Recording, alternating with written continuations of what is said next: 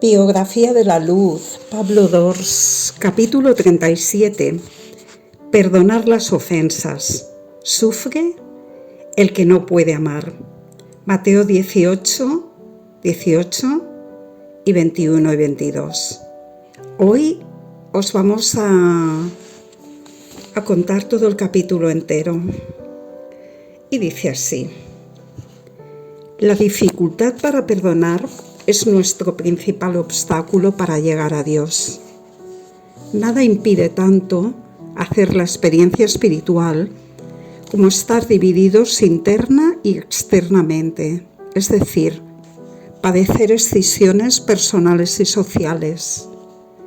No perdonar a alguien es lo mismo que guardar rencor a Dios, quien de alguna manera puso a esa persona en nuestro camino y a nosotros en el suyo. ¿Cómo podría Él darnos su perdón si nosotros no queremos recibirlo y practicarlo? Como no es posible vivir sin experimentar alguna ofensa, todos, incluso el propio Jesús, tenemos heridas en nuestro corazón. Estas heridas podrán ser graves, medias o leves, en razón de que sea lo que las ocasionó. Esa es la mala noticia. La buena, por contrapartida, es que todas las heridas, sin excepción, con independencia de su gravedad, pueden sanarse. No es preciso padecerlas de por vida. Existen caminos para curarnos por dentro. Dado que mientras estemos en este mundo, sufriremos agravios, y aunque nos pese, seremos causa de algunos. El trabajo espiritual del perdón es permanente. Durante toda la vida habrá que tender la mano y devolver bien por mal para así desbloquear definitivamente el camino que lleva a la plenitud. Ante la ofensa, lo más habitual es la venganza, es decir, devolver mal por mal. En general, consciente o inconscientemente, proyectamos sobre los más cercanos las frustraciones que padecemos, creando así un enorme círculo de víctimas y culpables.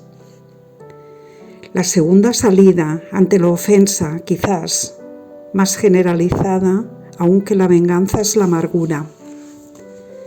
La amargura es una forma de autocastigo.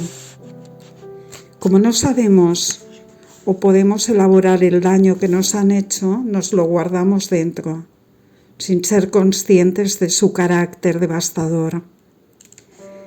La herida que queda abierta es supura y, como es lógico, va ensombreciéndonos el rostro, agriándonos el carácter y ofuscando nuestro entendimiento. Es lo que se llama el rencor, que se extiende sobre el alma como un cáncer. Todos conocemos a personas rencorosas o amargadas. Sufrieron algún tipo de ultraje o de humillación. Fueron ridiculizadas en el colegio, por ejemplo, o abusadas sexualmente de adolescentes, explotadas económicamente, abandonadas por su pareja, traicionadas por sus amigos. Puntos suspensivos.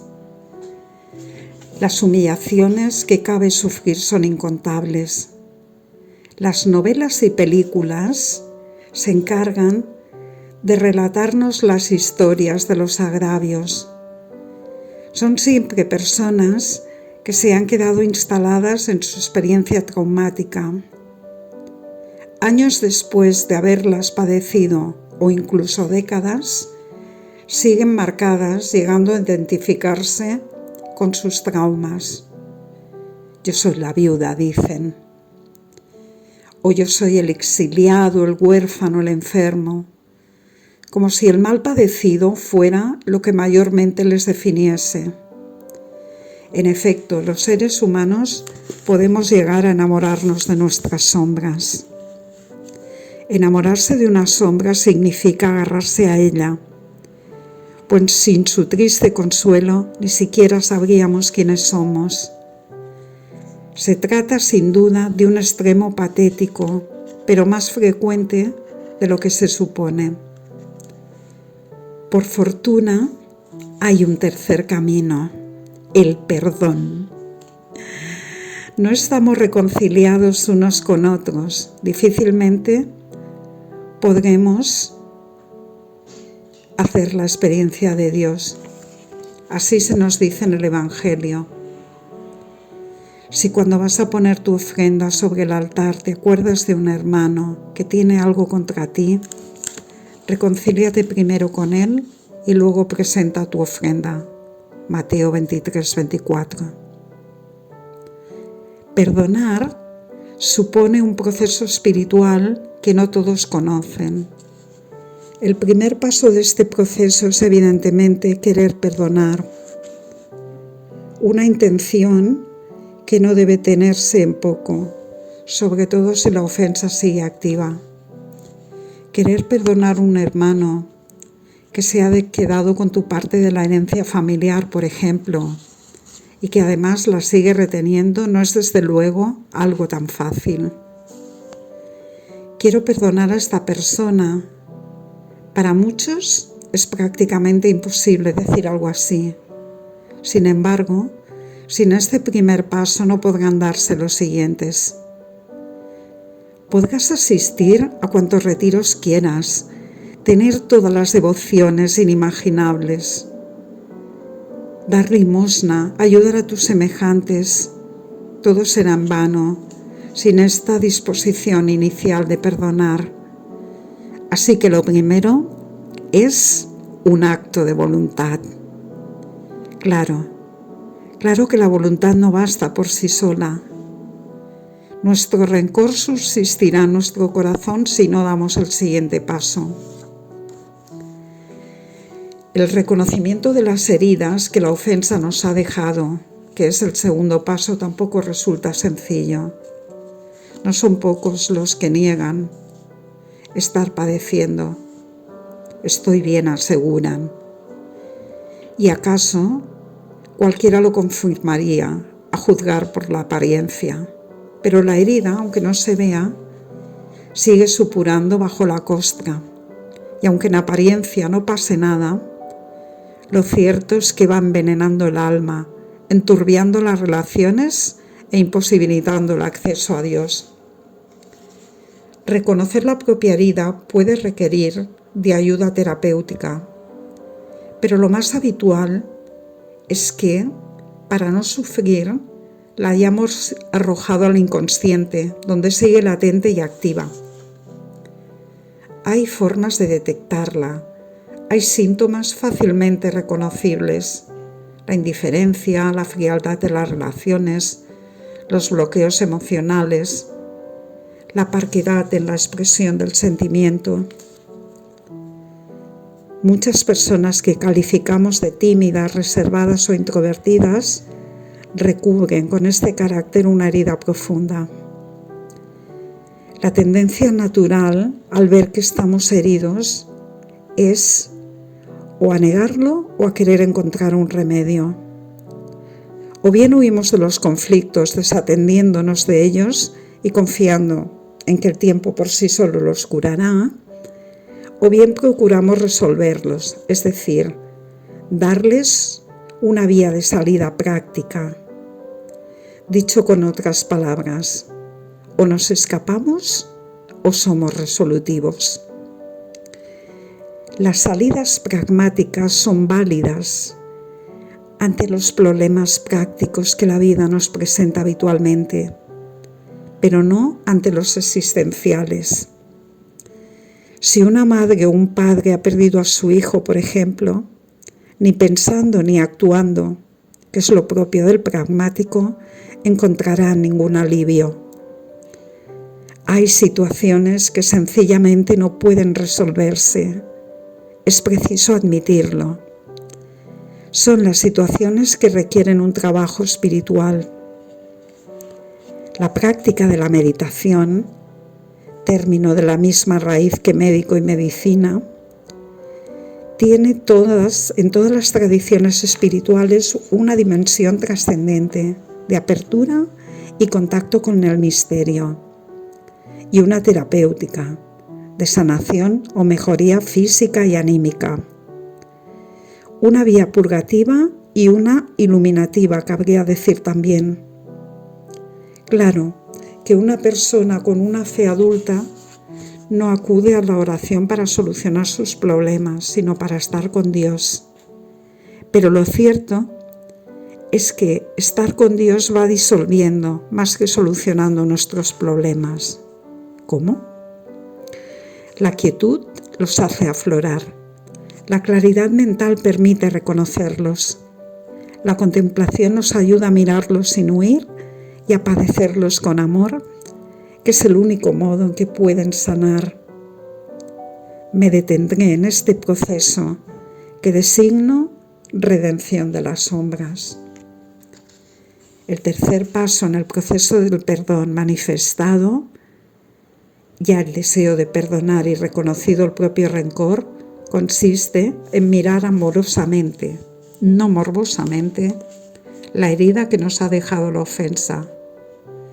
Esto, como es natural, no se improvisa, sino que supone y exige una cierta práctica meditativa.